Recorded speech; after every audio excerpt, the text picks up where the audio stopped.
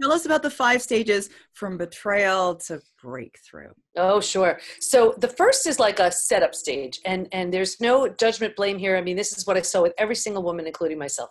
If you imagine 4 legs of a table, the 4 legs being physical, mental, emotional, and spiritual. What I saw with every single woman was a real heavy lean on the physical and the mental, and really not paying attention to the emotional and the spiritual. So that's a lot of thinking and doing as opposed to feeling and being. And here's where we turn down our intuition, because that's how we can get a lot of stuff done.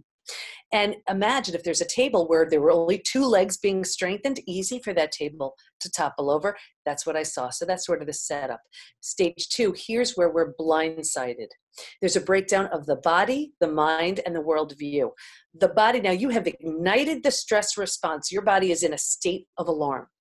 You're headed for everything having to do with adrenal dysfunction, adrenal fatigue, every stress-related symptom, illness, condition, disease, you're headed right for it. Your mind is in a state of absolute chaos. You cannot wrap your mind around what just happened. It makes no sense. There's such confusion, chaos, brain fog. And there's a breakdown of the worldview. The worldview is your mental model, how you view the world. This person's safe. These are the rules. This is how it works. And in an instant, it's completely shattered, completely destroyed. So here's truly where the bottoms out on you. This is the scariest stage.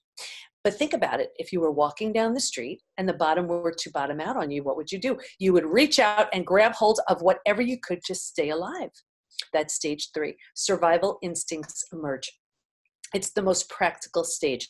If you can't help me, get out of my way. How will I feed my kids? Where will I live? What do I do? Who do I speak to? Who can I trust? It's this extremely focused, practical stage. But your body is still in survival mode as well. Stress response is still ignited. You're still breaking down the body. This is also a stage where I see people stuck for life. Because what happens is when we stay in this stage too long, we start getting all those false benefits. Like, think about it. You get to be right. You get someone to blame. You get to self-pity. You get sympathy. You don't have to do the hard work of, do I trust you? Do I trust you? Do I trust you? Forget it. I won't trust anybody, right? You get to justify inaction. Well, I can't do that. Look what I've been through, right? So you just justify that.